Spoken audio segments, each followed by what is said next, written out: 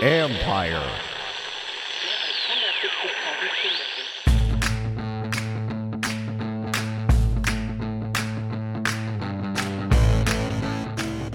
Hello and welcome to my podcast. I have a special guest for you today, former Redskins quarterback Jason Campbell. He played for Ken Zampese for a season in Cincinnati. Zampese is expected to be named the Redskins quarterbacks coach. As of this taping, he has not yet been officially announced in that position. Campbell also has experience in the Turner system and understands what it's like to keep having to learn new offenses. And yes, Campbell wonders what would have happened to his career had he not had to change systems so often. And then I share a few of my thoughts, including why there's paranoia at Redskins Park. But first, my conversation with Jason Campbell.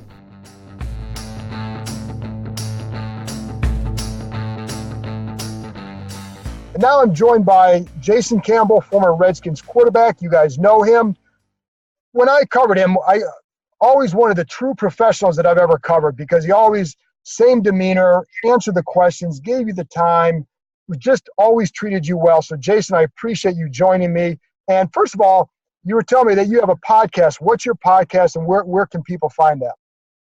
Yeah, my podcast, I do one with Believe. It's BLEAV.com. And I do one for Auburn. And it's Jason Campbell and Taylor Beth Davis.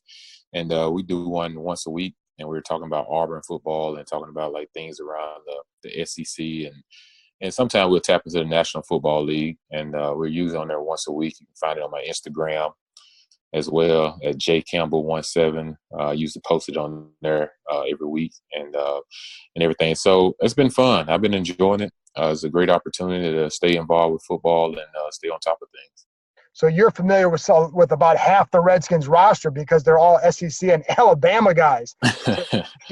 Right. They're all SEC guys pretty much for the most part. But, I think getting Coach Rivera there, I think it's going to help change some things. He's a guy that's had a winning program in Carolina. He's been to the Super Bowl, and he's still in a modern-day era. And I think with him coming over and everything, I think he can bring a different mindset. For one thing, I know playing against him before is he's going to have a tough-nosed defense. Yeah. And, he has some guys already there in place that can make some plays for that defense with Switz and Kerrigan and, some guys they're probably going to draft. I don't know if they'll go out to Chase Young or not with the number 2 pick, but I'm pretty sure they probably will. But at the same time, though, surrounding Haskins with some stability is the key. Yeah, and I'm going to get into that with you because you know that very well. But as far as like Rivera and Jack Del Rio too, how many times did you face their defense, and what were some of the things that did stand out to you?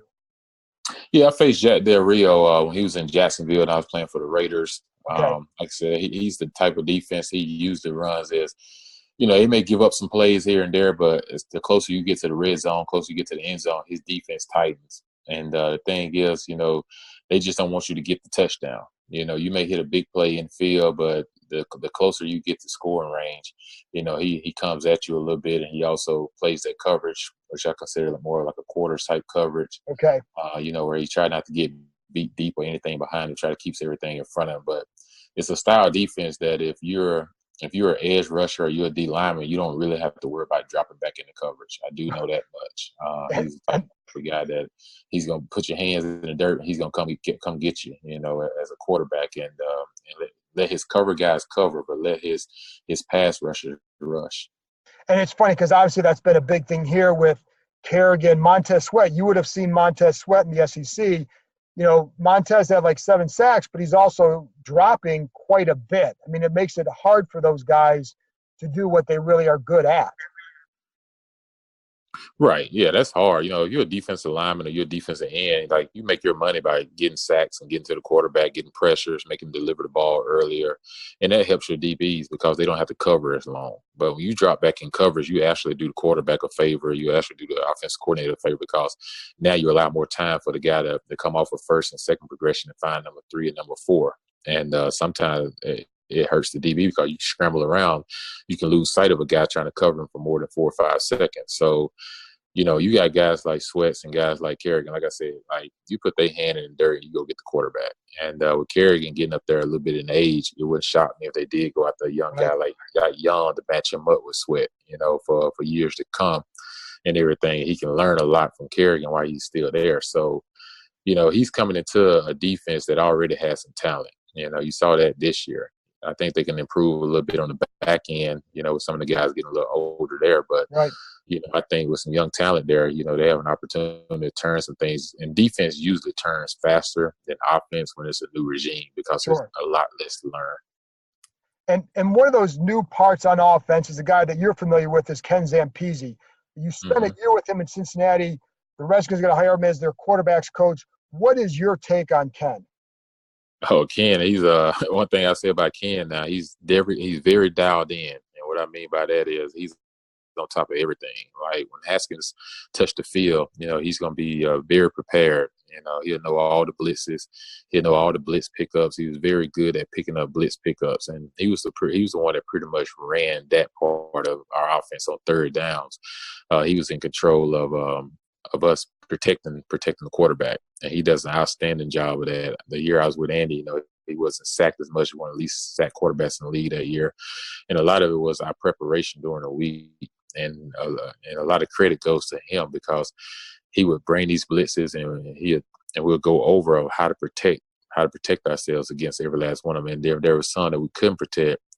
The ball got to come out, and we were pretty much on top of that stuff. And I think that helped Andy out a lot. And of course, once Hugh Jackson left as coordinator, and Zampese kind of went to the offensive coordinator, things was a little bit different. But, it kind of takes some time to fall into that role. But as a quarterback coach, he was outstanding. And, it's funny because, they also hired Scott Turner to be their OC. But for Dwayne, it almost feels like getting that quarterback's coach in Zampese might be the bigger hire. Right. Getting that quarterback coach in Zampese is a bigger hire because, to me, Scott Turner, I had an opportunity to play with Norv before, and Scott was there as a receiver coach in Cleveland. And Norv, he runs that number system. He likes to stretch the field. It's all about getting deep and putting pressure on offense. On opposing defenses. And I'm pretty sure Scott has been under his tutelage for all these years. So, it kind of fits Haskins as a big arm quarterback because I love that offense.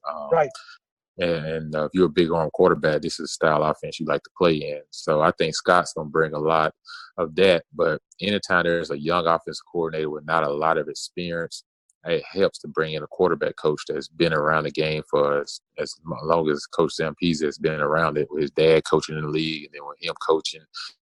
It's a great fit for him because now he can help Scott when it comes to those blitz pickups. He can help Scott, in the meeting rooms when it comes to designing some of the plays and how to beat certain coverages and everything. And Scott will do a good job himself, but it helps to have another voice in there with a lot more experience.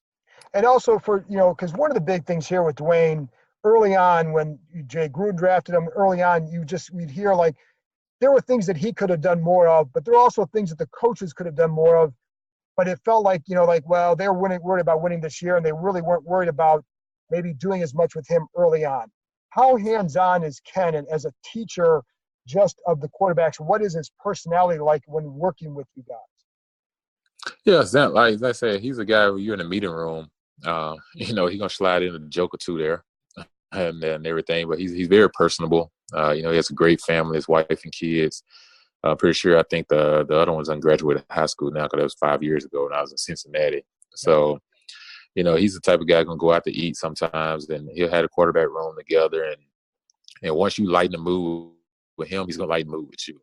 But he's going to come off at first very, very detailed and very business-like in that aspect. But once he gets to know you, he starts to open up more. And I think with Haskins being as young as he is, I think it's going to start off more business-like, but then at the same time, it's going to grow into a more personable relationship. Like I said, when I first got there, it was all business in the beginning. But then by the time the mid-season got there, he got a feel for me. I got a feel for him. And most of my conversations was with him more than any other coach on the staff because we would talk during practice. If I wasn't getting reps or something, we'll sit there and we talking football. And then every now and then we'll talk about, things in life, like how's things at home, how's things here, how's things there. But, we became very personable, and I actually ended up developing a very good relationship with him. So, it's good to see him in the DC area and to get a guy like Haskins very early on in his career. And it's a kind of good thing that Haskins didn't start the year off last year playing early. Because he could have got beat up a lot sooner with all the chaos that was going on. He could have got himself caught in a whirlwind that had nothing to do with him. But sometimes you're as good as your surroundings when it comes to so much stuff going on. And for him to have to wait a little bit and then get his feet wet a little bit towards the end of the year, I think it's good for him heading to next season, but not having to go through most of that chaos from the early part of the season. Absolutely. And as you know, there was always chaos here. And I think some of that's going to change with Rivera. But with Ken Zampese, you talked about the protection, the details. Was he more detailed with some of that stuff than other guys you had been around? Yeah, he was very, very, very detailed and stuff. Like on third downs, I knew exactly where all the blitzes were coming from. But like I said, when I was in Oakland, I had a really good career under Hugh. Hugh and Tom Cable did a good job with that stuff as well. And Paul Hackett was my quarterback coach out there, and Paul did a great job of doing the same stuff. And then when I was in Washington, like when I was with Al Saunders, things was really good because I was just coming into my own. And, and then Coach Gibbs, had retired. And when he retired, Coach Zorn came in, which, Coach Zorn came in kind of in a crazy situation. First he was hired as a quarterback coach, offensive coordinator, and, you usually don't hear of anybody getting a job before the head coach does. Right. So the head coach brings his own people. So that was kind of tough because I remember at the time Jim Foster was supposed to be getting the job, or Greg Williams supposed to be moving up. And so I was talking to 2-3 different people, and like, okay, and it kept changing by the day. And then the next thing you know, he hired Jordan as quarterback coach, and then next thing you know, he was a head coach. And so when he became a head coach, then it was scrambling trying to make sure he filled his roster with coaches and everything. So it was tough on him. It was tough on me as a quarterback and everything. The first year we fought through as much as we could. We almost started the season off 7-1. We were 6-2 at one.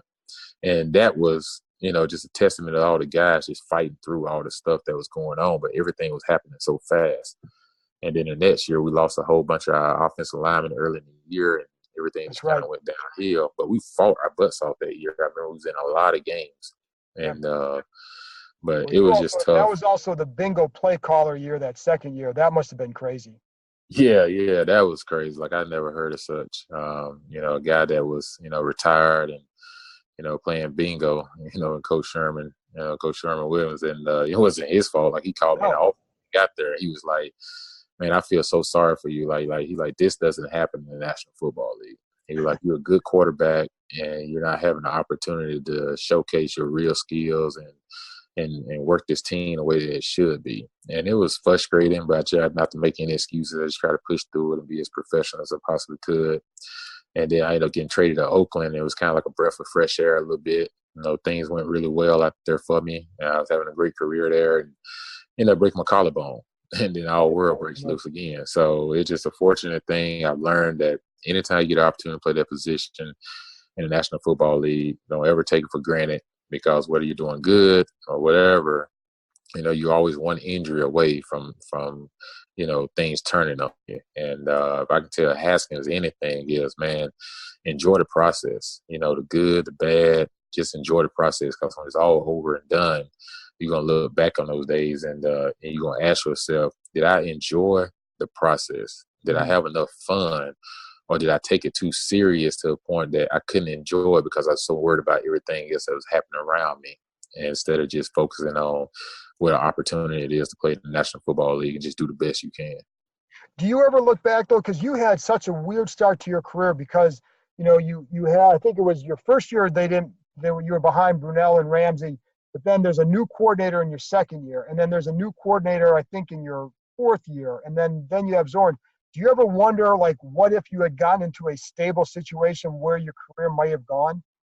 Oh yeah, all the time, because even when all the chaos going on in Washington, my numbers went up every year. Yeah.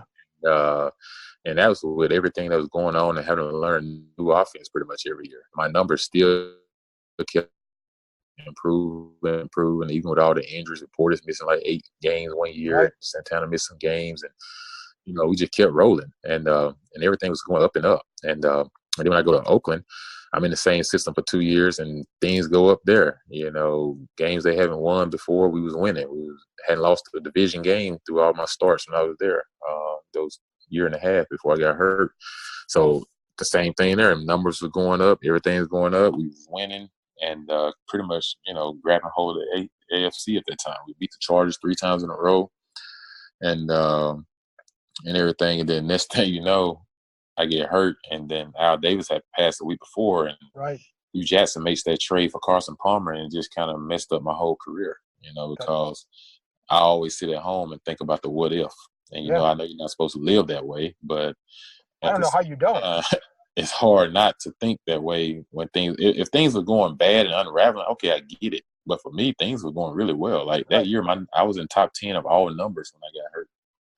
I know, and that's why I asked that. How hard is it? Because, again, Dwayne is going to have to learn a new offense in his second year. So he's learned one last year, learned another one this year. How hard is it for a young quarterback to have to learn a new offense that fast? A second offense? Well, for me, I was used to it from college. Right. Well, that's true. You have every year. I had one every year in Auburn when I was in college. And, like I said, Petrino was a really good one. Next thing you know, he got a head coaching job. So every time things started to go up, I either got leave for a head coaching job or things changed. But at the same time, I always tried to piece together anything I learned from the year before or a year before that when I'm learning new plays and try to figure out what's the similarities. And sometimes the verbiage can be really different, but how can I make it simple on myself? And I would sit down and just kind of game plan and study that stuff that way, where I have comparisons. And then once I got to a play where I can get a hold of the playbook, you're trying to get yourself to that first phase before you get the mini camp. And down the mini camp, you're trying to get to that second phase. Then you pretty much play the season in that second phase. And then once the season is over with, you can go back, study the film, break down all the plays that you did wrong, what you did right, how can you improve. And that's how you grow from within the system, because you can go back and watch something that you did wrong so you can correct it for the next season. But when you're changing offenses, you can't do that. Like, you can go back and watch yourself, but then you run a totally different offense or a different style system with a different coach with a different mentality. And it's like, okay, so I almost got to erase everything I did the year before, but at the same time, try to gravitate some of the things to apply to the next year. And for him, it's better for him now because he only had a small taste of that this year, so he'll be into a full starting year under one system moving forward.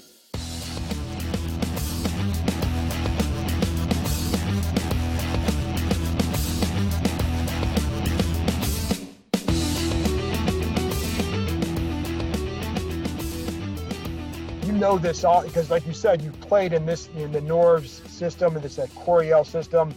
How is it to pick it up? Because I know, he was in the West Coast, and I believe you played in some of those too, right? Right. Yeah, I played in some West Coast systems. I played in the number system, like I said, the Don Coryell system. Like I said, it's a good system for him. The reason the running back at McCaffrey had so many catches out of the backfield, if you think about everywhere Norv Turner has been, running backs have been a huge part of his offense, catching the ball out of the backfield. And it didn't matter if he was in San Diego, it didn't matter if he was, he was in Washington, and when he was Minnesota, Cleveland, all the running backs that played for him caught so many balls out of the backfield. And he's all about creating matchups. And if you're a running back and you like to catch the ball out of the backfield as well as you like to run it, then your hair should jump up off your skin, because that's what's about to happen. You're about to get very involved in the passing game. And that helps bring those linebackers up and everything. That's how you hit those deep end cuts that Norv loves to throw. Those deep end cuts, and he likes to throw the ball vertical.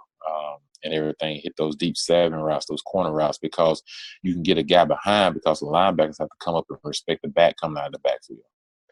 In terms of the verbiage, they always talk about, when I talk to people, they say maybe the hardest system to pick up for quarterbacks, especially a young one, is that West Coast system. Is this the West Coast? Yeah, I can agree with that, because the West Coast is you almost got 2 full sentences before you even break the huddle. And it's like, and I remember one time during my career, Zorn, the first couple of games of the year in 2000 and might have been 2008 or 2009.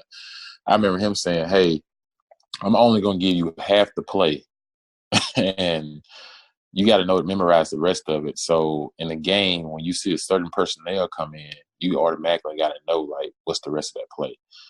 And all the other coaches was like, "What? Like the game is already hard enough. You gonna put that on him?" Like to do that too with a new system. Yeah. It's not like he's been in this system on for all these years, like Hasselbeck. He's like, Right. it's his first year in the system, and he tried it the first game.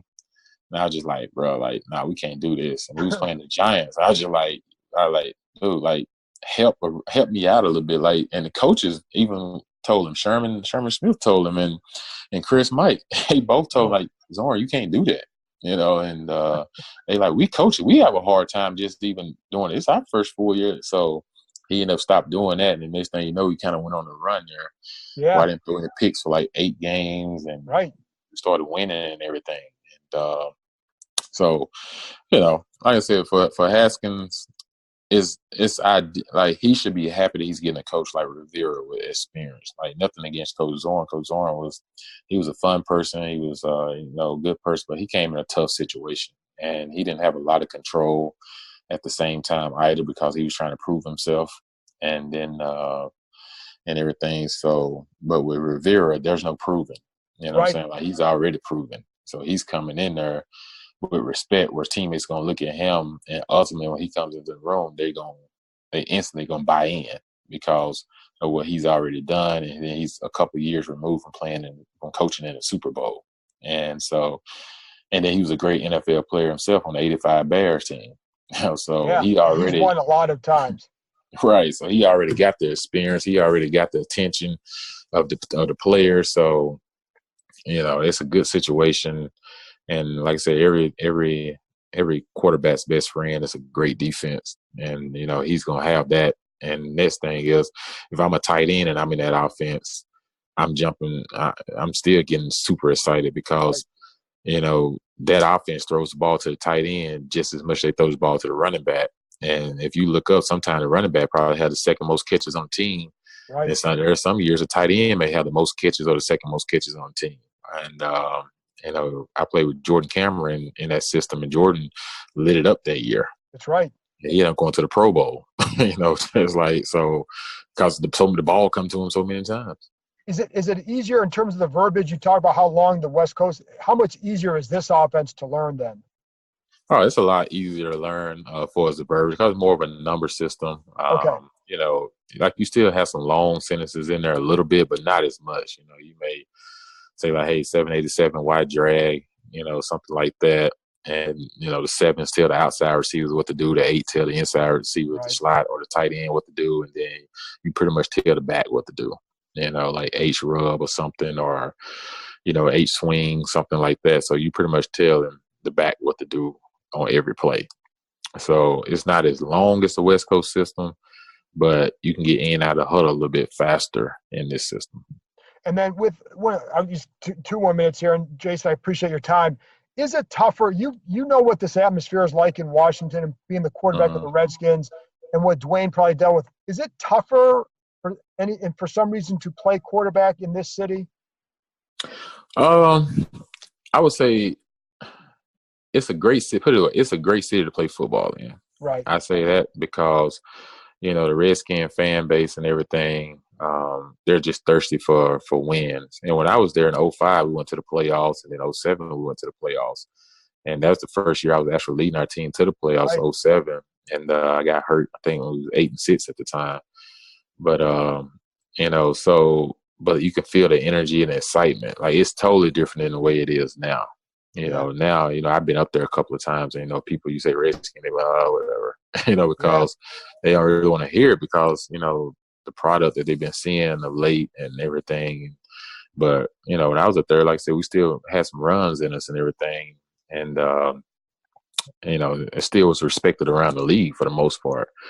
But I think first and foremost, if Coach Rivera can get the fan base to start back buying in and start back trusting, in the process, and they can start back getting off to a fast start and getting that fan base back. Because it's hard when you look up in the stands and you see an opponent team have more fans than you do in your own stadium. Like, that's a hard pill for any player to look at and swallow. And that happened one time when I was playing in Washington. That was a Monday night game against the Steelers. Oh, God. I remember that one, yeah. Yeah, and I was just like, dude, we 6-2. And I was just like, and you know what I'm saying, we winning. And I was just like, they got way more fans in the stands than we do. That was crazy. No, I remember that. Yeah. I'm on offense, and I feel like I'm in an opponent's stadium. I'm having to do a silent count at home, and I couldn't even use my voice recognition to help draw them off the sides or to help them show their defense before the snap so I could switch something, because it felt like a road game for me. So, and everything. And then 2 years ago, I came back up for a Redskins Cowboys game, and it was kind of raining that game, but it was way more Cowboy fans than Redskin fans there. And I was just like, wow, that's shocking. Like, you know, I like, man, so people just either selling their tickets away or they just not buying because they're not excited about what they've been seeing, you know, with all the stuff going on within the organization. So hopefully, you know, Dan has, you know, he got the right guy, and, you know, I've heard he's changing a whole bunch of things. He pretty much starting from scratch. Yes, he is. It's a different organization. Yeah, so he's pretty much starting from scratch. So, you know, sometimes when you decide to make a change, you have to get rid of everything. And it seems like that's what he's doing. And he's trying to start over and see if he can get the fan base back, because I think he feels the pressure that he's lost a lot of the fan base of the Redskins. And the Redskins was one of the biggest fan bases I can remember, because no matter where I went in the off season, I can be in another country or something, there as a Redskin fan, hey, Redskin, you know, and everything. But, you know, playing with the Raiders was a huge fan base and everything. So I was fortunate to play for some huge fan bases. But like you say, though, like when we was winning in Oakland, man, they got fun.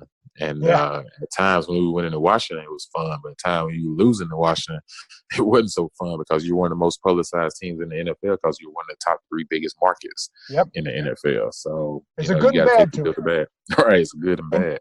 And last thing, Jason, I am curious if you had a chance to watch Dwayne at all this year, and what you think of him as a quarterback. I had a chance to watch him a little bit. Honestly, I didn't watch a whole lot this year. I was doing some radio stuff with Auburn and stuff, and then so sometimes I was just busy at the time and coaching high school football a little bit too. But from the times that I saw of him, though, like, he does have a strong arm. You know, he does have a strong arm. I think the one thing I saw was when I think he ran in the locker room thinking the game was over with. The selfie, yeah, to take a selfie. So, like I said, I think that just shows you that, you know, he was young and everything, and, you know, I'm pretty sure he's learned from that now, and he's looking forward to, you know, to the upcoming season, to have a full off season, knowing you're a starter. You know, that's a difference between coming in the middle of the season, but then going through the whole off season, preparing with the starters, getting all those reps, getting all those, the language and everything. It's a major difference between just coming off the bench in the middle of the season. So it was good for him to get his feet wet, like I said before, but at the same time, to have a whole off season and knowing, like, this is your team, it's a totally different ball game. Hey, you said you're coaching football down there? Yeah, I helped coach high school this year, and we had a really good season. We finished 11-2, but we got past this one game. We went to state. We lost it with a minute to go in the game. We was up 24-21 with a minute left, and then we ended up losing 28-24. But kids play hard. My nephew was a senior. He's a 6'5" receiver. So is he going anywhere? Yeah, he got some scholarship offers, so he's taking his visits in January. So we'll see who he signed with in February. Well, at least you won the Iron Bowl this year. Yeah, we won the Iron Bowl, but then we didn't do so well in the Outback Bowl. So so, you know, we knocked out Alabama from the playoff system and everything, which I'm pretty sure everybody wish Alabama probably was playing LSU still, because it would have been a better game. But at the same time, though, Auburn got some good guys on their team that's coming out this year. So, you know, that defensive lineman, Derrick Brown, you know, he's a top 5 draft pick. You know, that guy's big. He can move. He can play. So I'm pretty sure, you know, he'll be having some visits to Washington, you know, as well. So even if Washington took him or if they took Chase Young, you can't lose. You know, they'll be in a good spot. Yeah, be in a good spot. Jason, listen, I appreciate your time. Love catching up with you, and I loved your insight. And I know people are listening to this are going to learn a lot about what the Redskins fans can expect from this new setup here. So thank you very much for joining me. Yeah, appreciate it. No problem. Y'all have a good one. After this break, I'll be back with a few of my thoughts on Dwayne Haskins, Kevin O'Connell, and that paranoia at Redskins Park.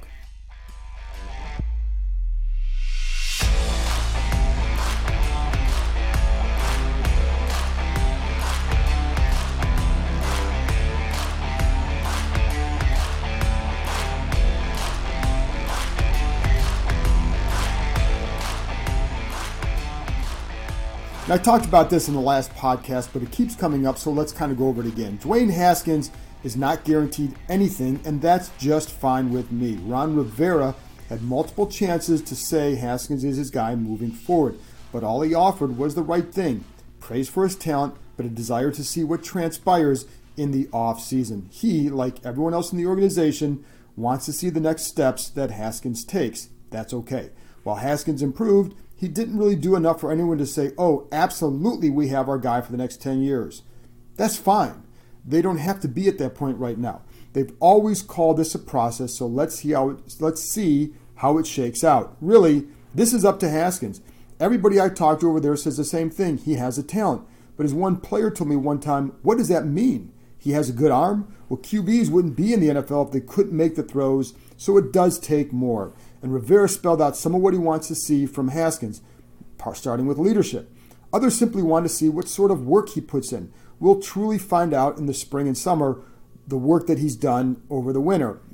I think he's going to be working, to what degree, who knows, but the kid's not lazy, so let's dispel that. It's just more about, it's always been about working at an NFL level. And he's done enough to get to this NFL part. Now he's got to work at a certain level to not just stay here, he's going to be here for a little bit, but to succeed the way that he has said he wants to.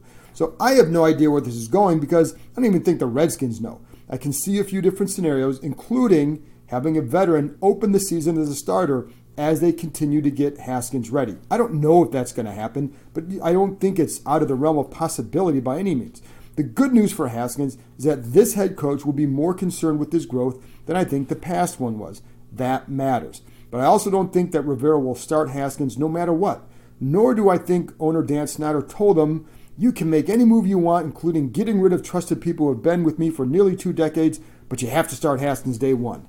I don't think that's how it's working right now. People in the building know how desperate Snyder is and the power that he's given to Rivera. That power will manifest itself in every decision. But I'm okay with what he said about Haskins. Listen, there's been too much entitlement here over the years. If Haskins ends up starting, it's because he earned it and because they see the potential long term. If that's the case, there will be a tremendous benefit, and that's exactly what you should want. Do not write the kid off by any means. I think he had a good finish. He needs to build on it. Let's see where it goes. Number 2, I do think that Haskins will miss Kevin O'Connell simply because of how much work he put in with him over the last month and a half of the season. There was definitely a difference after Jay Gruden was fired. I will always maintain that Haskins did himself no favors early on, but he also didn't get enough help early on. It wasn't about the reps and all that, getting a few reps in practice. That wasn't going to make the difference. It was everything away from there. And he was put in a tough spot, and the coaching staff, I think, made it tougher, and I believe it affected him. I think it would have affected a lot of people. Maybe not some, but it definitely seemed to affect him. He still could have done more to help himself, but I think that's why you started to see growth in him later in the season. Now he just needs it to continue. O'Connell was key to that growth. That's not to say all is now lost, and it's not to say it was all about O'Connell either. Haskins was putting in the work. If I'm going to sit there and say that it's not about the coach, it's about the kid, well, the kid was doing it, and he started to see the benefits. I think O'Connell was more nurturing in that regard, and I think that's what Haskins needs. Not to baby him, but to help him go along the way. I don't know what Scott Turner will be like as an offensive coordinator. I do know he has excellent pedigree. I also know that Ken Zampese is absolutely a good quarterbacks coach, and that if indeed when that thing is finalized, that's going to help Haskins, as you heard Campbell talk about. I think he's the biggest key in this equation. I think O'Connell has a bright future. I didn't view him in the same light as Sean McVay or even Kyle Shanahan, but those two were extraordinary, and you knew it all along, despite whatever the fan perception was at the time, and not just fan perception, some media perception. You heard it from players. I did hear good things about O'Connell from players. I remember Louis Riddick telling me on the podcast, I think it was in June, that if he got back in the league, he was told that O'Connell should be on his list of coaches to watch. Well, we'll see. I do think O'Connell would have stayed if he'd had more say in who he could hire for his staff.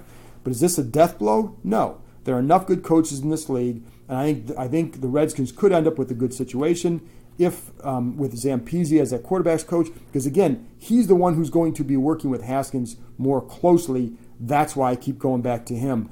That's a big deal to me. Next one. I don't recall a ton from Scott Turner when he was around the Redskins while his dad was coaching. I did see the interview he did with Larry Michael on Redskins.com recently, and already I can tell you this.